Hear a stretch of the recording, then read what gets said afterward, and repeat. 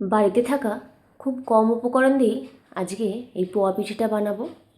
যেহেতু শীতকাল পড়ে গেছে, আর শীতকালে কিন্তু নানান রকম পিঠে খাওয়ার মজাই একটা আলাদা। প্রথমে এখানে কড়াই নিয়ে নিয়েছি, তার মধ্যে 1 কাপ মতো জল দিয়ে দিয়েছি, আর দেব ঠিক 1 কাপ মতোই চিনির শিরা বানাতে হবে। তবে খুব বেশি জালিদারের দরকার নেই, একদম নর্মাল একটা শিরা বানাবো। আর দিয়ে দিচ্ছি 2টো এলাচ মুখটা ফাটিয়ে, গন্ধটা যাতে ভালো বেরোয়। শিরাটা হোক ততক্ষণ এখানে একটা বাটি নিয়েছি, তার মধ্যে ময়দা নিতে হবে। এখানে আমি ময়দা নিচ্ছি 1.5 কাপ মতো, আর সাথে দিচ্ছি 1 কাপ মতো চিনি।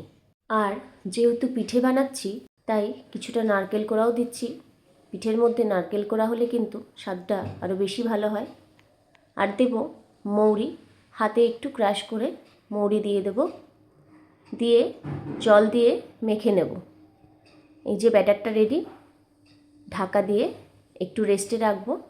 অন্যদিকে চিনির শিরাটা কিন্তু রেডি হয়ে গেছে। আর বেশি ফোটাবো না, গ্যাসের ফ্লেমটাকে অফ করে চিনির শিরাটাকে সাইডে রেখে দেব নামিয়ে। এবার ঢাকনাটা খুলে দিয়েছি ব্যাটারে, কিছুক্ষণ একটু রেস্টে রেখেছিলাম। ঠিক এরকমভাবে একটু ঘন ঘনই ব্যাটারটাকে মেখে নিয়েছি। এরপর কড়াইয়ে বেশ খানিকটা পরিমাণে তেল দেব পিঠেগুলোকে ভেজে নেওয়ার জন্য।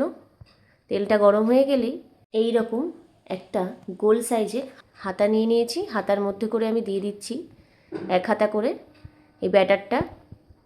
এরপর ভালো করে এরকম এপিট ওপিট উল্টে একটু লাল করে ভেজে নেব। লাল করে ভালো করে ভেজে নিয়ে তেলটা ঝরিয়ে নেব। ভালো করে তেলটা ঝরিয়ে যে চিনির শিরাটা করে রেখেছিলাম পিঠেটা, সেই চিনির শিরার মধ্যেই দিয়ে দিচ্ছি। দিয়ে একটু ভালো করে হাতার সাহায্যে এপিট ওপিট উল্টে দেব। পিঠেগুলো চিনির শিরার মধ্যে এবার রেখে দেবো। সব কটা পিঠেই ঠিক এরমভাবে ভালো করে ভেজে নিয়ে চিনির শিরার মধ্যে দিয়ে বেশ খানিকক্ষণ রেখে দেবো, তাহলেই কিন্তু পিঠেগুলো রেডি। এই যে সব কটা পিঠে চিনির শিরার মধ্যে কিছুক্ষণ রেখে আমি পিঠেগুলোকে একটা পাত্রের মধ্যে তুলে নিয়েছি। আপনারা রস সমেত রাখতে পারেন বা রস থেকে তুলেও রাখতে পারেন। বাড়িতে এরকমভাবে বানিয়ে খান।